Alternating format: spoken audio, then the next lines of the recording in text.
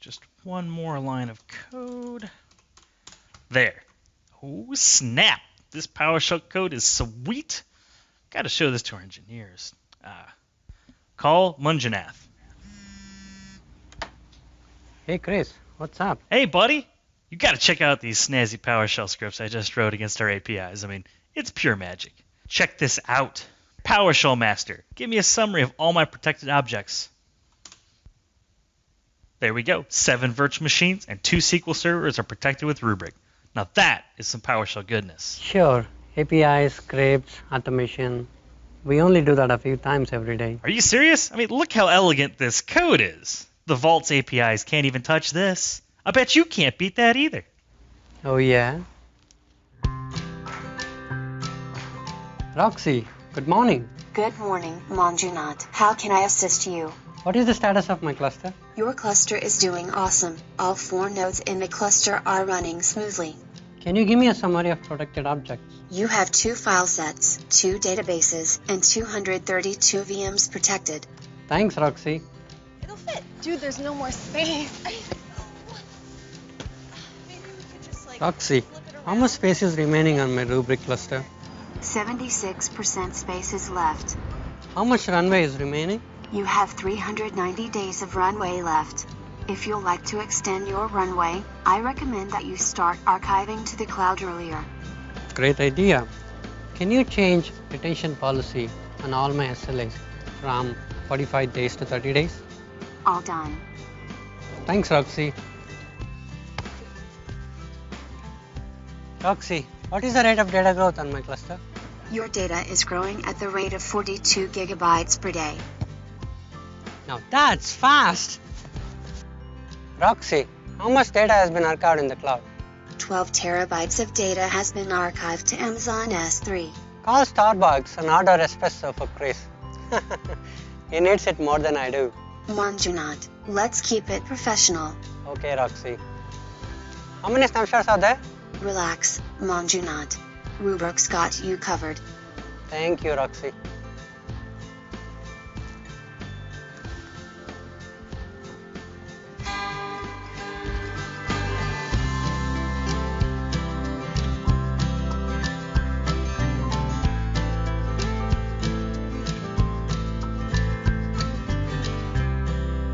Don't back up, go forward. Welcome everyone to this Tech Talk, Cristie Tech Talk on automation. Hope you enjoyed the video. I'm going to talk you through some guidelines here of this Tech Talk. Everyone in the audience will be muted during the entire session, and this will be recorded. And tomorrow we'll send you a link, a mail with a link, so you can watch it again, or if you want to share it with your colleagues or friends, please feel free to do so. And we also want you to ask questions. If you have any questions, don't hesitate to ask them in the Q&A chat windows on your right side. Just gonna go quickly, briefly about CloudBrick. It's a Cristie solution we launched almost a year ago. And as it says here, it's a great private cloud solution at your destination of choice. It could be on-prem, in cloud, or in a data center. It's all up to you. And of course, it supports your modern workload and comes with the highest available security in the market. And as we saw in the video, it also enables automation, which is what this Tech Talk is all about.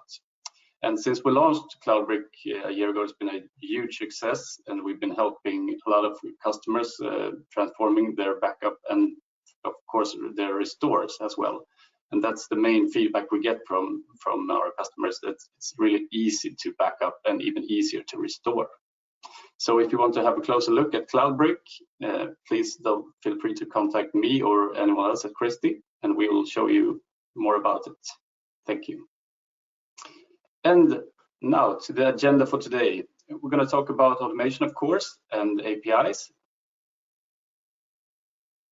And we're going to give you some real use cases and from our panelists. And we'll show you how to get started with automation.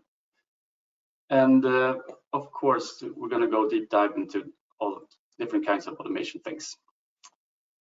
The ones doing all the talking right now is me, Johan Tam, and I'm a solution enabler at Cristie Nordic. And with me, I have Christian, my colleague at Cristie, and also Jaap and Salvatore from Rubrik. So let's get started then. Jaap, should you take it away? Absolutely. So I will be talking about APIs and automation, and specifically automation. So automation is a term that's often used in different contexts. What we'll focus on today is automation through either orchestration, scripting, or by use of APIs.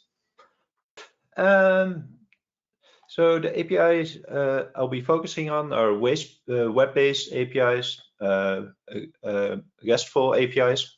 So RESTful APIs are the most commonly used API web-based APIs that are in use. And what it allows you to do is to get information from different systems and be able to use that either for automation or for reporting purposes. And because they are so easily accessible by a simple web request, it becomes very easy to combine information from multiple sources, or to be able to build an entire automated workflow using those APIs. Have you got any question, Johan, so far? I don't think is. Yes, I got one question. Are RESTful APIs the only APIs available? No, there's many different kinds of APIs. The ones I mostly focus on today is going to be web-based APIs. RESTful APIs are the most common ones. But if you've been around for a while, you might be familiar with SOAP, which was a bit of a pain because it was XML based and very, very hard to automate around. And there's also GraphQL, which is a newer format. It's been open sourced by Facebook in 2015.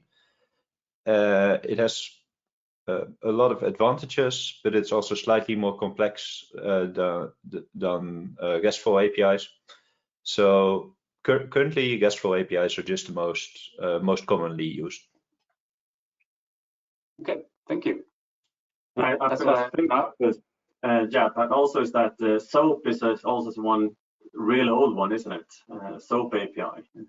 Yes, that's a really old format. I used to use it in the early 2000s to get information from my servers to make sure that they were up and running. Yeah. Mostly poorly documented and never fun to automate again. I think you have, even if you're not a techie person, I think you also use the automation. Yeah, I do actually. It's in our CRM system. It's pretty basic actually, but it's really good because when you, for example, win a deal, you just type in closed won, and then you get different tasks to follow up, and you get emails, and you get reminders that you have to do stuff, and that's a really good thing for me. Helps me with my work a lot. Salva, do you have any good real use cases? Yes, I heard just yesterday that a customer to monitor a Rubrik cluster, instead of having to deal with emails, they just set up the cluster to use a chatting service like Slack. I'm not sure if you're familiar with Slack, but with that you can send your messages from the Rubrik about how the backups are happening to Slack, and from there you can then respond and do simple actions. I also heard a very interesting case about a Rubrik customer in Florida. In this area, they are often hit with typhoons and hurricanes, so it's really a terrible weather in the autumn. And as an example, as a result, they have set up a disaster recovery site. So in case of bad weather, they can actually fail over to this other site. But they need to do it proactively. And it so happens that you can actually watch the weather and have the weather as HTML code. And then they have set up automation to look for certain patterns in the weather. And if it gets really bad, they will use automation and call Rubrik and issue a failover to the DR site. So that's automation in extremes, I guess you can say. And I guess you can also say that you will have to trust your weather service, otherwise it's going to be a potential mess. So that's some interesting cases there. So I think they already started yesterday. I saw that the first hurricane in Florida started been growing now. The first Anna hurricane starting yesterday. Yeah, there you see. But what I'm also hearing from our customers is that a main reason that they decided to use Rubrik was because of the automation. Because many customers realize how important automation is these days. Automation is often considered a first step towards being more cloud friendly, aka being able to potentially move services to the cloud. That's the first step. You have to be very much automated, because then you can be delivering a very dependable service, always with the same results and with very little human interaction. So many customers are deciding on Rubrik just because we are natively born with a sense of automation. As an example, the GUI we have, which is beautiful, it's HTML5. It's only there is no Java, no Flash, but we are using our GUI on our own REST API interface. So that means we are taking our own medicine. We could not have built a GUI without our APIs. So. Thank you, Salvatore. Jaap, do you have any real use cases for us? Yeah, absolutely. So one of the things that we've done in the past was I was managing a big environment with a couple thousand machines, and what we noticed was that there were a lot of recurring incidents. So storage at the time was quite expensive. We had all the servers had been sized to have very small system disks. So eventually those disks started filling up, and instead of having an engineer log into the server, check what the issue is, trying to clean up, and if it wasn't possible, extend the disk space, we had actually automated this entire process. So first we would look if there had been similar tickets, what the resolution would have been. Then we would take a look if there were any temporary files like Windows Update files or things in the trash can, and generate a report based on that, automatically fill that into the ticket. And if the cleaning didn't work, and if the disk had been resized less than twice by the automated process, it would just expand the disk and get extra disk space there. So there was a real use case of tying together multiple sources of automation, using API calls to update the tickets, using scripting to get the reports and to be able to resize the disk. Thank you. Christian, would you like to share something as well? Yeah, sure. And I just want to go back actually 20 years back when I automated a restore process for a couple of Swedish customers, where we're using an old Cristie software to actually backing up the operating system, and another backup software back up the data. And we sort of automated the whole process to do disaster recovery of a machine. And that was Windows. I think it was like Windows NT 4 or NT 3.51 or something like that. But basically, it was that we automated the entire restore script, and that gets so popular. So I know that still IBM and EMC or Dell, we call it now, actually still reselling the whole solution, still 2021. So I mean, automation could actually be extremely powerful and reused so many times. And I think that is a great example how we're reusing data or reusing functionality so often. And it's still working on, of course, maybe some modification, but it's still working on, let's say, Linux, Unix, and Windows 2019, and it's still the same code basically behind it. So I think automation is a really, really nice way to work. And I think the same thing actually with the same tool, with the same script. I can never forget when I went to a large enterprise in the US, and when I reduced the entire restore process, I think they have over 100 different restore process. And when we were done, we were literally down to one. And it works for everything for Solaris and Windows and Linux and so on. So that was actually really nice how to use automation. And automation could also not be scripting in that case. I mean, in that case, we were using more paperwork, but it was more workflow, make sure you get a straight line. Doesn't matter if it was a Windows server or a Unix server, basically. So automation is really, really nice way to be working with, and I think it's been there many years now. But as you said, Salve, is that more people use it for more way to go to cloud, but it's been there for always, basically. I just got a question in here. Would you recommend automated processes after a ransomware attack?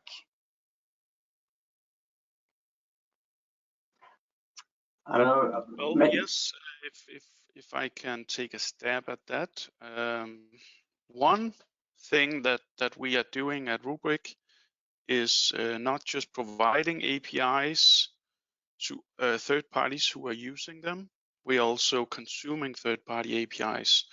So we have recently launched a technical collaboration with Palo Alto that you may know as a very interesting security rated company. They're very strong with endpoint protection and firewalls, but also with ransomware detection. So in this case, with our algorithms using machine learning, we are able to see ransomware patterns in backup data. This is useful for alerting as soon as possible. And we are now interfacing with a platform at Palo Alto called XSOAR. That's a security platform that allows the owner of that product, the customer, to have interface that anomalies are happening, and they can then feed it into workflow as of what should happen in case of these things occur. One example, if you have a binary that you are suspecting is the cause of this, you can upload this binary to Palo Alto so they can analyze it and get more information, and this can be distributed out to other Palo Alto customers. And that's just the beginning of the workflow. So absolutely, I would recommend having a certain degree of automation in place. Be careful about using what makes sense, and then of course leave the hard decisions. In case of a ransomware attack, this is a hard decision. This is where humans actually need to look at the whole picture and start doing recoveries and all these things. But automate as much as you can, absolutely. And something like having information fed into workflow like XOR is a good example. Thank you, Salvatore.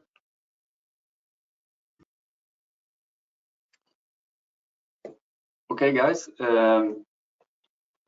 Everything you've been saying sounds really, really good. But how do you start? Where do you start? Please. Yep.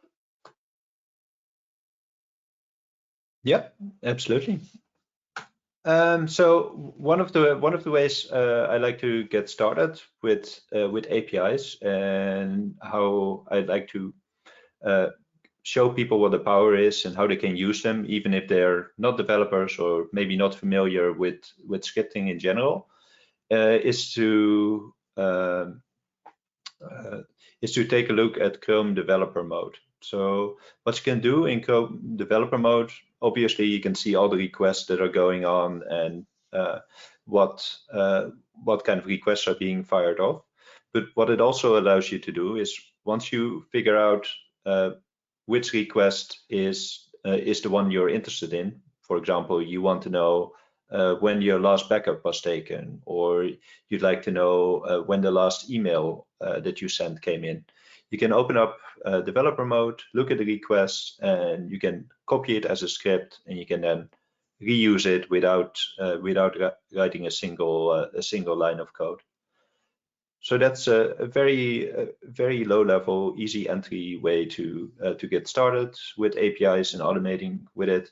If you'd like to take it a step further, then you can use Fiddler. So Fiddler is another tool that can be used to capture requests to web services, and is quite useful. The last one is VS Code. In VS Code, there's also plugins specifically designed to work with RESTful APIs and Graph APIs. Once you've matured from that stage, the next step is going to the next step for me was to put it all together into cloud orchestration.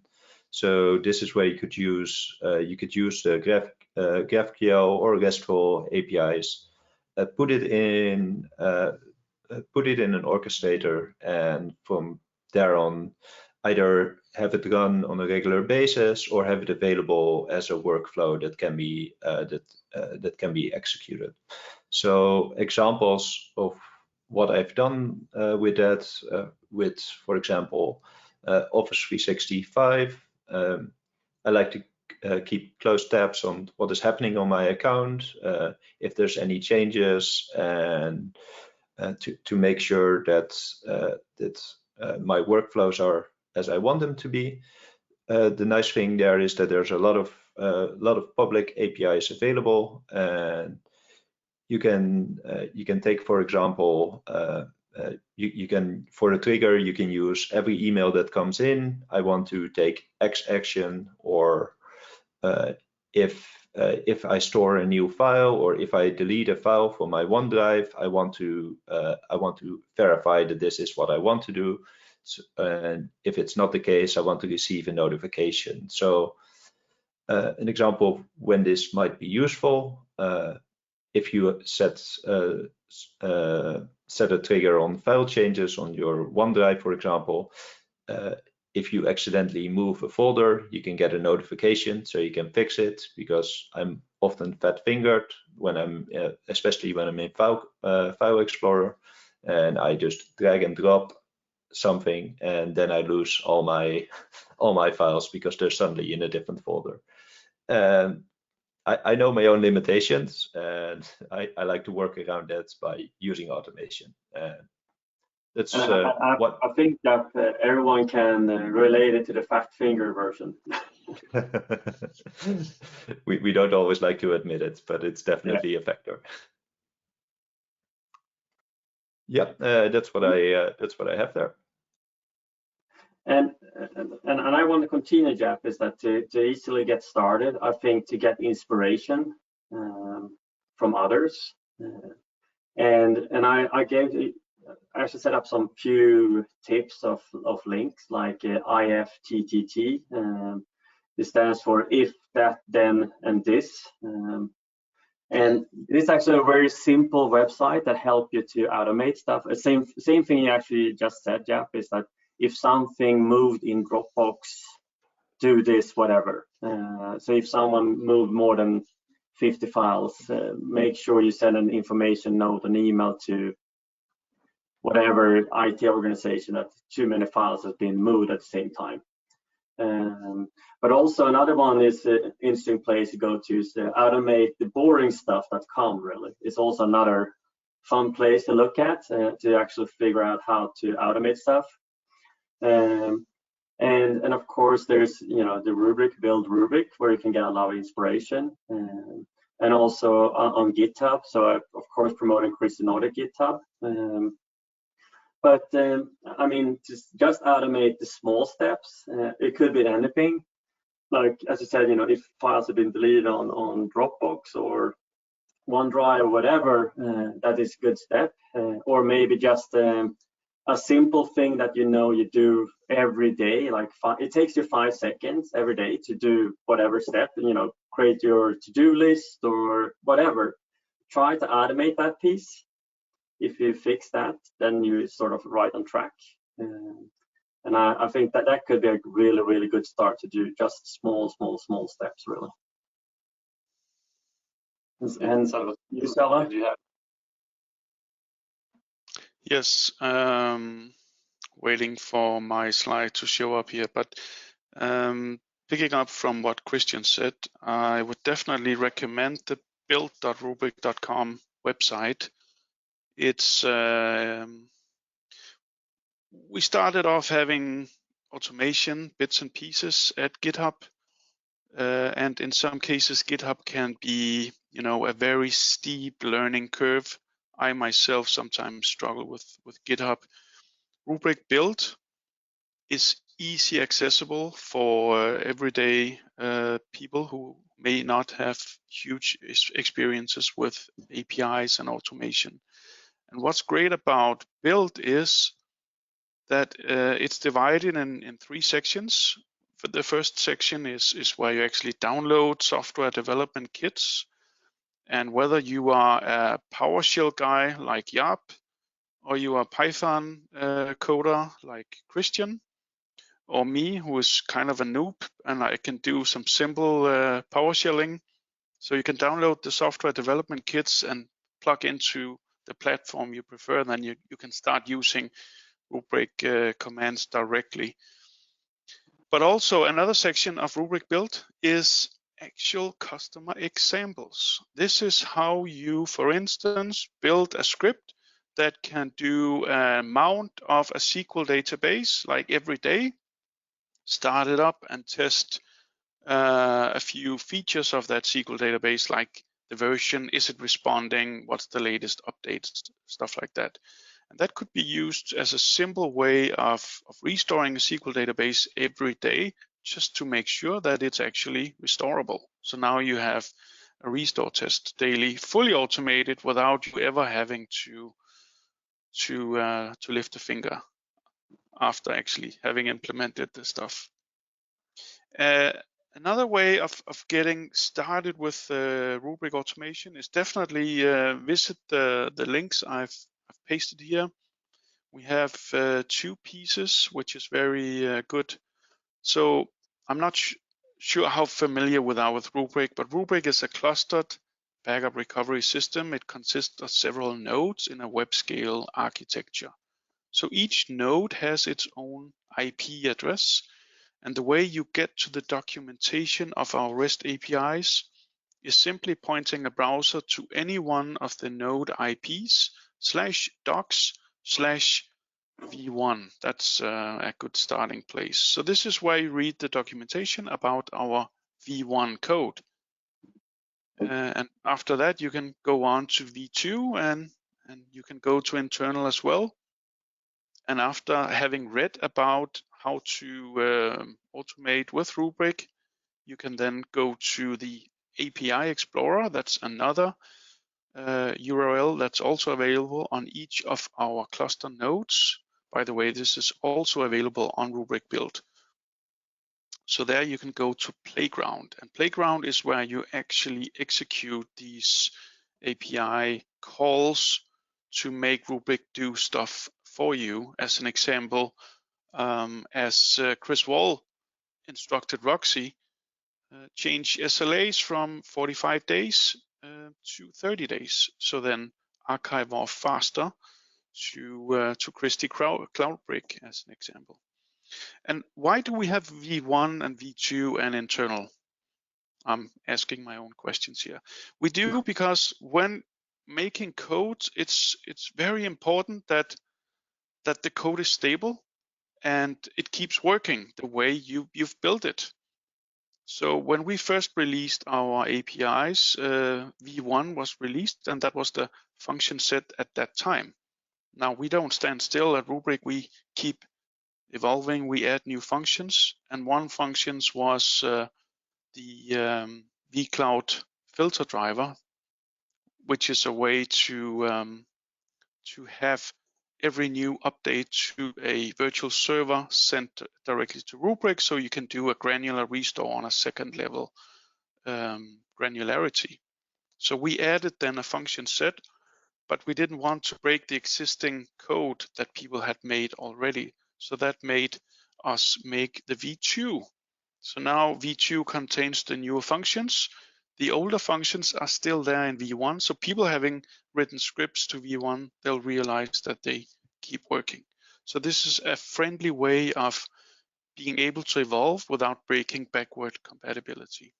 So internal are the functions that we haven't yet entirely finalized. They may change, and that means that if you're using functions from internal, you are warned they may change unless we'll actually try not to.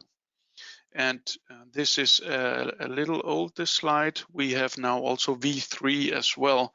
And I believe Jaap is one of the maintainers of these different versioning of our API code. Is that correct, Jaap? Well, actually, it's the engineering teams that maintain it, but I'm a part of the overarching team that manages that. So to boil down everything I just said, sorry, Christian, go to our documentation, read about it, and then go to Playground and execute it. That's the best way to get started. Sorry, Christian. And I just want to say that this is sort of the general how API are working. So even if you go, let's say, other products like CRM systems, whatever, has APIs as well. They normally try to do the same thing, as I said, you know, V1, V2, V3. So this is sort of the industrial standard how to handle APIs, because to not breaking down the script you done for like a year ago because someone found out a new idea. So it always working. So that's a good way how to handle APIs, really. And on that note, we have a question. Do you really need to learn Python or PowerShell? Jeff, do you want to start, or should I? I'll take that one. I don't think it's, especially nowadays, I don't think it's necessary to learn any scripting languages unless it has your direct interest, because nowadays there's a lot of tools and platforms available that simplify working with external products. So for example, there's many low-code platforms like Power Platform, and I think dozens or multiples of dozens other platforms like it that are available that just allow you to just drag and drop, put multiple things in a workflow that works for you. And as long as you work within the bounds of such a platform, then that can already be a very powerful way to automate your work. And I also want to say that, for example, we have a Teams channel in Cristie where we automate all the new, because we have a several products that we reselling or rent out as a service, and few of them we actually follow up as a RSS feeder from the website. If we find something new, they actually post it on our Teams channel with automatic, and that is no coding. But when I did that, was only drag and drop functionality in Office 365. I think they call it now like Power Automation, but in the past when I used it, was called Microsoft Flow. And it was really simple, just click. I think it was like 2 or 3 clicks, and then I had a fully automated way to collecting all the news through RSS into our Teams channel. I guess. Yeah, go ahead. I guess it's also depending on what your computer platform of preference is. Mm. If you're a Windows guy, I think you probably prefer PowerShell, and if you're a Linux guy, you'll probably prefer Python. Even though you can run PowerShell on Linux today, I don't think you can actually run Python on Windows. Yes, you can. Oh, damn it. Oh, that now you're showing me as a noob. Thanks for that. But you have more languages like Golang and those as well. So there is a lot of different languages. And of course, if you want to do more advanced, you probably need to do that. But to just get started and get inspired, in Office 365, you have Power Automation, and you have that site I just showed, like ifttt.com, is similar thing, where you can get inspiration. I'm actually at the moment trying to figure out how to connect my automatic who actually take care of my lawn chopper, what do you call it in English? It's anyway. Lawn mower. Yeah, exactly. Thank you. And connect that to Google Talk, for example. So I can using the Google and then activate, make sure it fix my lawn for every day, basically. Nice. Any more questions, Johan?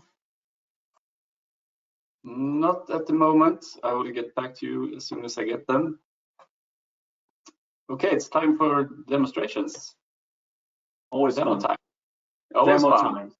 Demo time. Yep, do you want to start? Sure thing. Yep. Let me share. It's the one. This should be the one. This. Can you currently see my browser? Yes. Yes. Perfect. So this is going to be a short demo just to show how you can use Chrome Developer Mode. So what I have here is the PowerShell gallery. The reason I picked this one is because it's a nice clean example. So we can see here we have a counter with a number of stats here, so the number of packages and the number of downloads. And if, for example, you would want to get this programmatically, one of the ways that you could do this is just by web scraping, just by doing a web request and then searching for the text on the page and then grabbing the value out of it. But what we're going to do is we're going to open up Chrome Dev Mode and we're going to take a look if there might be an easier way. So I'll just refresh the page. I've already filtered to make sure that I only get the fetch commands. So those are the ones that are interesting from an API point of view. And we can see that there's only one API call being made here, and that is to stats and totals. So if we click on this, we can dive into it further. Let me make it a little bit bigger. So we can see it is a GET request, and if we go to response, we can see that it returns 4 properties: the number of downloads, the packages, and the total packages. So now that we know that this exists, we could either create our own API query here, or, and that is the interesting part, is we can copy it, and we can choose to either copy it as PowerShell, as fetch, so that's, or as Node.js fetch, or as curl. And in my case, because I'm running this on Windows, it's either curl cmd or curl bash. Now I've already copied this, and what I'm going to do is I'm going to switch over to my code. So, just to verify, is my VS Code visible at the moment? Yeah, we see it. Perfect. So we can see here that it has auto-generated the code for me. So this is just by right-clicking and doing copy as PowerShell, and in this case, copy as curl. And we can see that it has already pre-populated it with all the headers. So in this case, these headers are not very interesting because these are it's just the stuff that the browser sends along. But if you're running this against a service that requires authentication, then your authentication token will already be in here. So that takes away the step of first having to authenticate and figuring out how that works. So what I'll do now is I'll just execute this code just to see what we get. So if I run this, we can see we get a response, downloads, packages, and unique packages. Now, if we want to do the same for curl, I'll switch my console. So it's on Linux now. And I'll execute this code again. Now we can see what it looks like in Linux. And we can see we get back a JSON object that also contains this information. So it doesn't matter what kind of platform you're on. It doesn't matter that you don't know how to code. You can just open up Chrome Dev Mode and just copy any API request and reuse it in a script, save it, store it, and you can get this information forever. So that's just how do you open Chrome in developer mode? Yep. That's by pressing F12 or by going to tools and clicking developer mode. And is it a new thing that you can actually have it as CMD or curl? No, it's not a new thing. It's been around for I think at least 2 or 3 years. Yeah. Okay. Okay, thank you. Yeah, Christian, are you ready for your demo? There we go. I need to unmute myself, and otherwise I will talk and no one hear what I says. But let's. And in my case, I'm going to sort of showing maybe a little bit more deeper that Jap did. But first of all, I'm going to log into my Ruby cluster, and so this is how Ruby looks like. And I have two-factor identification, so I need to sort of go in and get my one-time password. So let's see here. There we go. And I just want to say that on the live mount here, I just want to restore test one server, a random server. So one of our engineers at Cristie did a nice Python script in this case. It could be a lot of code, but basically what it does is get a random VM that will be backed up, take a random snapshot of that VM, and then restore it, but make sure we don't power on and we disable the network. So if you want to power on, so we make sure it doesn't boot up.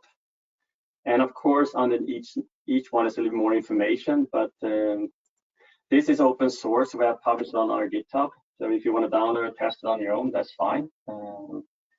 So I go into Linux, execute the code,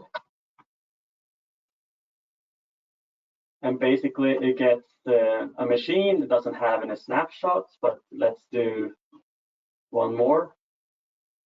And here we can see that I get a VM called worker playbook and the restore test finish and the successful restore at VM.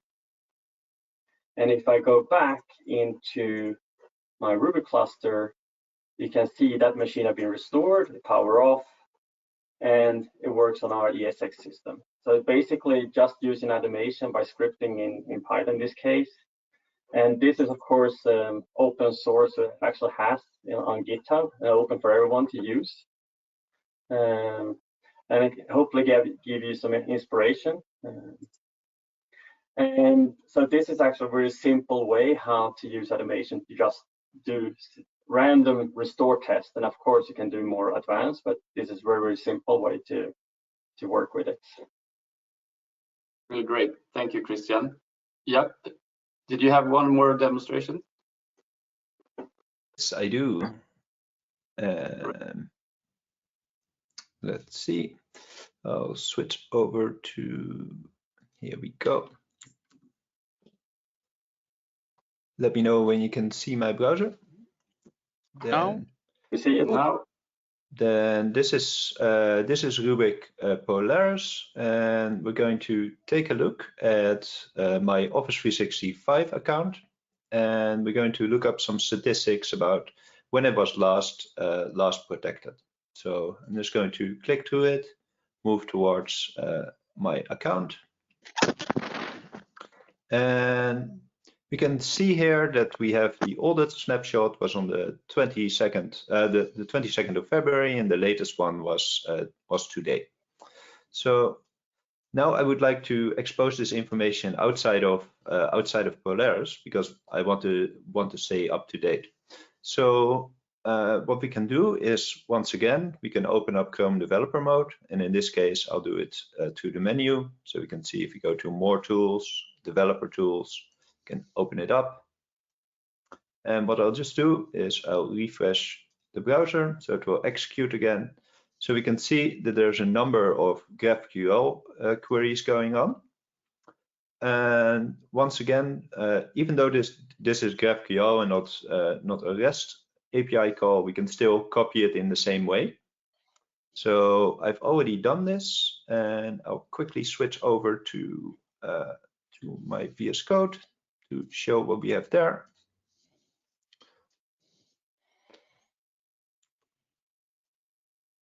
Okay, so what we have here is, this is what a response would look like, which is a gigantic JSON object that we won't go through.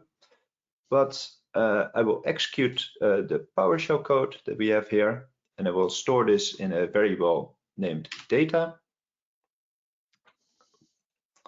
I think, right, I accidentally executed it into my bash, so then it doesn't work. So here it goes in PowerShell. So now we've got this data. And what I'll do is I'll dig into this JSON object, and I'll go into data, Office 365 mailbox, and I get the date of the latest snapshot, just to show you that that is actually in there. So this is the same information that was displayed in Polaris. And now what we're going to do is we're going to see how we can integrate this. And this will make Christian happy, because I'll be using Power Platform, formerly known as Microsoft Flow. So I'll just share that one again. And what we can see I just want to show the smile on my face when you're showing it. So what we have here is we have a flow called get mailbox latest snapshot. And I'm just going to quickly walk through this to show you what's there. And it's actually very simple. So what I've done is I want to know when my latest backup was with a press of a button. So in this case, with a press of a button on my phone. So what we do here is we do the HTTP request. So this is everything you just saw in that piece of PowerShell code.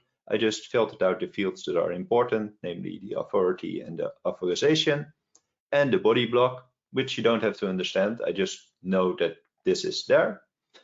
Then the next step is make sure that Power Platform understands what is in there. So I throw the body in here, and I've used the generate from sample button to generate a schema. And because I've done that, I can now take the data that is in here and display it as a notification on my phone. So if I would run test here, I do automatically with recently used trigger. I run this. Then if we give it a second, we can see that this is running. Everything is good here. So we can also see the output we get from this. So we can see that big JSON object again. And then if you look at what kind of mobile notification we got, we can see latest snapshot of user Jaap Rasser was taken on, and here's the date and also the time. And the first available snapshot is there. And just to show you what it would look like on your phone, I have, not sure if it will focus. You can see I get this notification at a press of a button. And what I've been able to do here with just 4 simple steps in Power Platform is take information out of our Rubrik SaaS platform and display this with a press of a button on my phone, which I think is a very cool use case of APIs. And this is, of course, a very simple example of just showing what the last snapshot was, but you can imagine that there's a lot of things that you can do with this. Jeff, So that's what I have here. Jeff, I just want to say that nice presentation. I hope our CEO is not watching this, because that means she can probably request to actually have a notification for all our backups when they are done on our phone. So every morning she has a text message popping up that the backup of our M365 is done and successful, so on. There is actually WhatsApp integration and Telegram integration that's possible, so you could do that.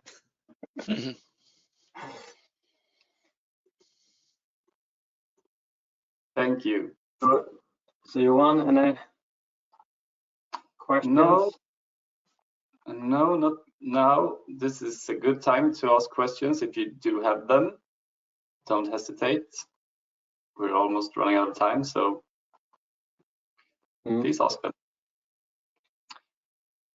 Let them type, and we can talk about Camp Rubric maybe. Sure.